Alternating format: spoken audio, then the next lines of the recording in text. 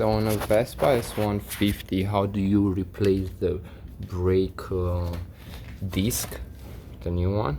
Okay, so you literally take first this pin out, then you take this cover out, then you take the nut out, and then you just turn this around, and you should leave the screws in place. I took them by mistake, and you just knock it with a rubber mallet, like around.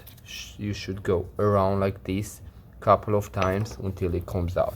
I already like got mine out, and that's why it was just falling off that easy. But I made this video because I was so confused from YouTube, so it might help you too.